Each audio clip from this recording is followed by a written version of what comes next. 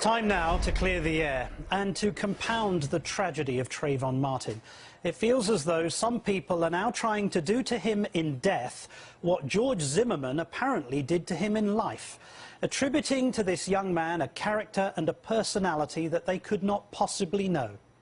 And yet they persist in imposing upon his slight young frame an identity that implies criminality, juvenile delinquency, and the all-round characteristics of a troublemaker.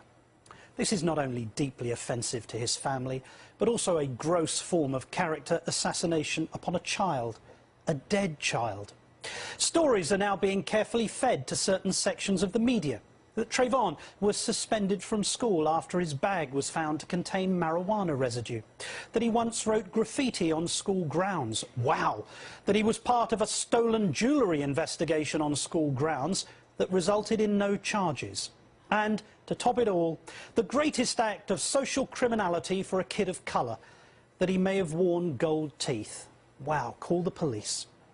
Even if these petty incidents were true, what on earth do they have to do with the fact that George Zimmerman shot and killed him? But let's compare Trayvon Martin with the history of another man. Only this one committed some real offences, and all of them after his 17th birthday. When this individual was 20, he was arrested for disorderly conduct after he got drunk and stole a Christmas wreath from a hotel. So that's drunk, disorderly and theft. Charges were later dropped. When he was 26, he took out his 16-year-old brother on an underage drinking spree. He lost control of his car, hitting a garbage can, but continued driving. When he was 30, he was arrested and found guilty of driving under the influence of alcohol. His driving licence was suspended for 2 years, even though his friends tried to say that it was for just 30 days. Now, does this brief history make him a social wretch? A criminal with no regard for other road users, a drunk, a disgraceful influence upon young people, including his own 16-year-old brother? What do you call him? Scum of the earth? Hoodlum? Criminal? In fact, America ended up calling him the 43rd President of the United States, George W. Bush. But that's not what they're calling Trayvon Martin. Instead, the brief lifestyle of this young man is now on trial. There's now a full-scale character assassination, suggesting that Trayvon Martin deserved his fate, that he even provoked his own death. But while you may be tempted to divert your attention away from what really happened, here are the only 3 facts that really matter.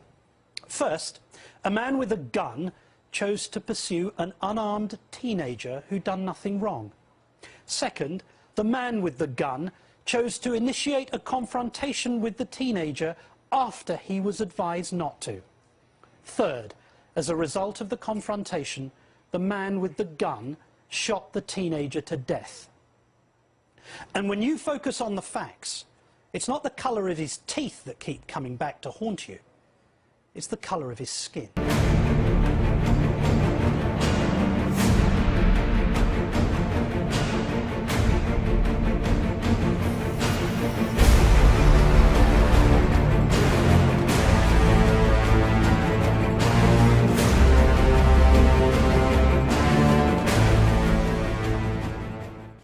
Not surprisingly, the police have a different story. They claim that there was a struggle over a weapon. However, there is reason to believe that they fabricated that story after the fact. Specifically, hackers have released 2 hours of dispatch audio from a St. Louis area police force, and that audio indicates that the officer didn't call the shooting in. And in fact, dispatch learned of the event from the news. This dispatcher had contacted Ferguson, and Ferguson claimed to know nothing about what was going on. 2190. And we just got another call stating that as the officer involved shooting at Canfield and Capper Creek. I don't know who called it in. It was called into my desk. Okay, 2190. Be advised, this information came from the news, so don't know any further. Absolutely. Can I have another car go to Canfield and Capper Creek? 21.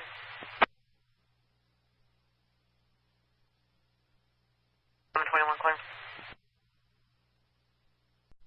1102. Just just getting the information from the news, and we just called Ferguson back again, and they don't know anything about it, so. Of course, we've seen this kind of thing before, haven't we? The case is still unfolding. But if the police are lying, and it turns out that this was a case of cold-blooded murder, it is highly unlikely that justice will be served, even if there is a proper investigation, which is also unlikely. Law enforcement in the US has gradually been granted de facto legal immunity over the years. Exceptions are only made for public relations purposes, and even this rarely goes beyond a slap on the wrist. Anyone who has paid attention to the legal outcomes of police brutality cases over the past decade understands this. Anyone who has lived any significant amount of time in an American ghetto understands this. And the people of Ferguson, Missouri definitely understand this. They made that clear following the shooting. It began with peaceful protests, and then unfortunately riots and looting broke out. Many have focused on the deep and volatile racial tensions that this event revealed.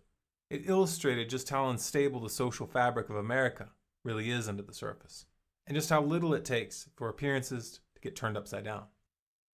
There's one aspect of this event which is not polarizing. In fact, it should come as a unifying wake-up call, a common ground, and that's the militarized police crackdown that followed and continued even after the rioting had ended. You see, the core protesters in Ferguson found a non-violent strategy to resist.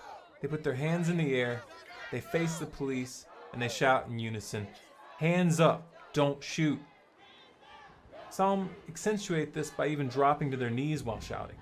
And this is how the police have been responding, like soldiers in a war zone.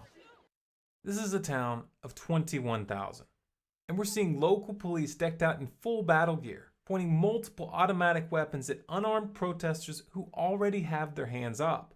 And they're riding in with MRAPs. These are fully armored, mine-resistant vehicles with gunner hatches and glass capable of withstanding .50 caliber ammunition.